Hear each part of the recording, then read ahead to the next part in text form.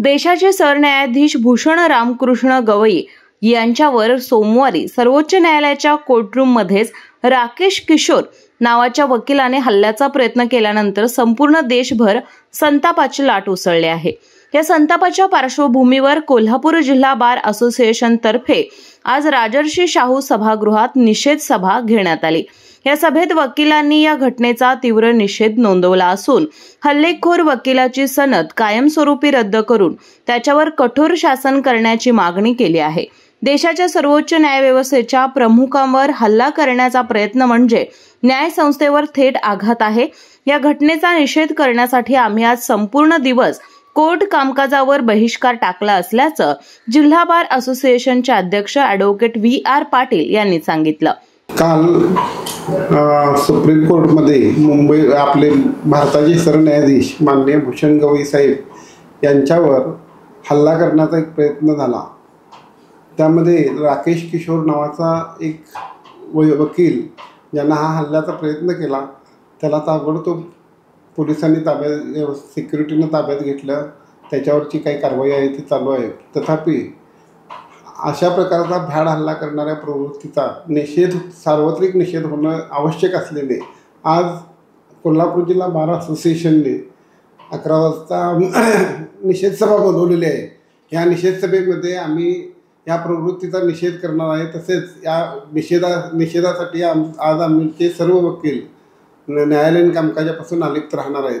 तसेच खंडपीठ कृती समितीचा निमंत्रक म्हणून मी 6 जिल्ह्यातील बार असोसिएशनच्या अध्यक्षांशी बोलून सर्व अध्यक्षांना अशी विनंती केलेली आहे की त्यांनी आज सकाळी 11 वाजता आपापल्या बार असोसिएशनमध्ये निषेधाच्या सभा घ्याव्या व कामकाजापासून अलिप्त राहावे। त्याप्रमाणे बहुतांशी बार असोसिएशन्समध्ये आज मीटिंग होत आहेत। जवळजवळ सर्वच बार असोसिएशन्समध्ये आज मीटिंग होत आहेत 11 वाजता आणि त्यानंतर कामकाजापासून वकील अलिप्त राहणार आहेत। एक गोष्ट आहे की सर्वोच्च न्यायालयाच्या मुख्य न्यायाधीश म्हणजे भारताच्या सरन्यायाधीशांच्यावर जर अशा प्रकारचा हल्ला होत असेल तर तो हल्ला हा संविधानावर हल्ला आहे आणि लोकशाहीवर हल्ला आहे आणि निश्चितपणानं ही एक विघातक कृती आहे आणि या विकृत मनोवृत्तीचा निश्चितपणानं सर्व समाजाने कठोर शब्दामध्ये त्यांचा निषेध केला पाहिजे आणि ज्या या विकृत मनोवृत्तीच्या माणसाने हे कृत्य केलेलं आहे त्याची सनद निलंबित केलेल्या अशा प्रकारच्या पोस्ट आलेल्या आहेत। पण त्याची सनद निलंबित नव्हे तर त्या व्यक्तीचा सनद काढून घेतली पाहिजे आणि त्याला या व्यवसायातून हद्दपार केलं पाहिजे अशी आमची मागणी राहील।